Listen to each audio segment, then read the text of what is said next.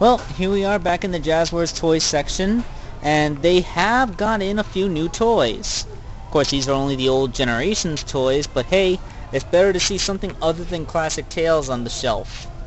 They had a 3-inch Sonic, which I had been needing for one of Camunon's customs for a while, so yay. I have no immediate need of a Knuckles now, because I have a few of them still at home, but if I wanted to army build my egg pawns even more, of course I already have 4 of them. I don't want to go overboard with that. But still, the date is August 29th. There's literally 2 days left in the month. And I have a frog in my throat, something fierce. There's literally 2 days left in the month and no sign of the new ones. You know, even though we got the 6-inch superposer, and see, the sticker is still here, Team Chaotic Sonic figure, and yet the shelf does not have one. Well, I guess when they said August release date, they were referring to those stickers. The price stickers on the shelf. Yep, those price stickers will be on the shelf by August. The figures, whenever. Ah, well.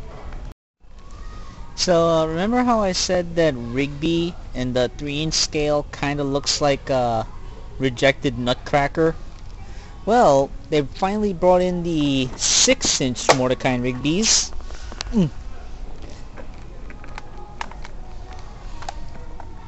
I don't like to knock things on the floor because I used to work here and that used to irritate me. So let's take a look at 6-inch Mordecai. Eyes are a bit buggy, but the head sculpt overall for the design of the show isn't too bad.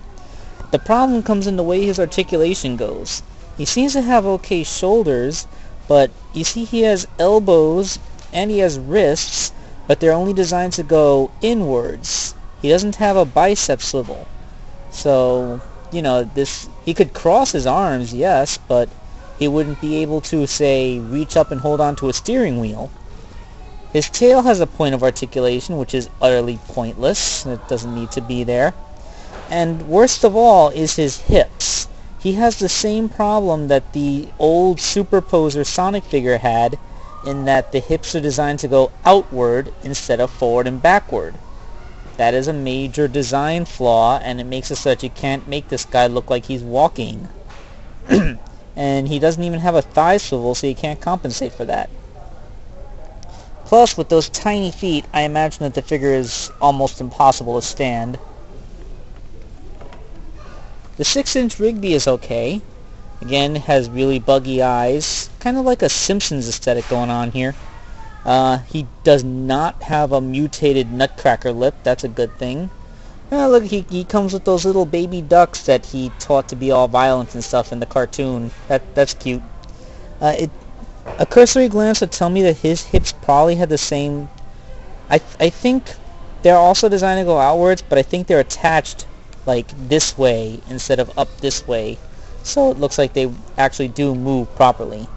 Although he doesn't have any knees. And the elbows still have the same problem of bending inward rather than forward. That's always a downer. But I think the Rigby figure is a lot better than the Mordecai figure.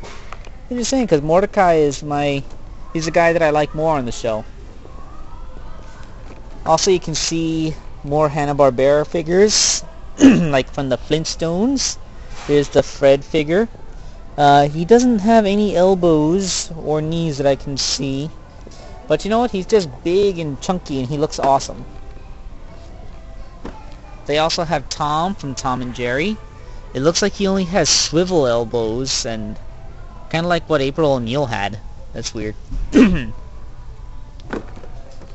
was hoping to find the Rosie the robot maid from the Jetsons, but they don't appear to have her.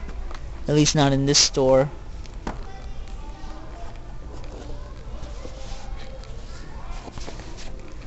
But still. Oh, here we go. They also have I don't think I saw this episode, the Too Cool Mordecai.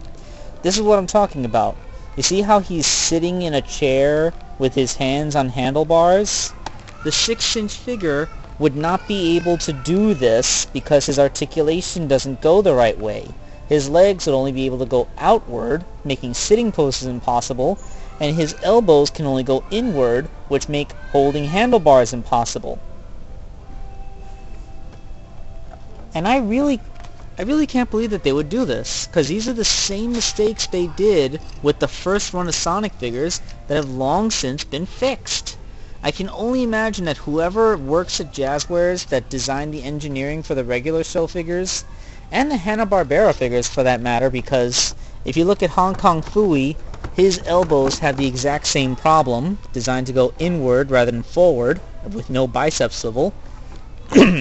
It leads me to think that whoever designed the Hanna-Barbera and regular show figures, they didn't do anything with the Sonic line. Like none of the people who did the engineering for the Sonic line had anything to do with these figures. And that's a shame, because the Sonic line was getting really good. And if their articulation could carry on to other lines, that would be best for Jazzwares.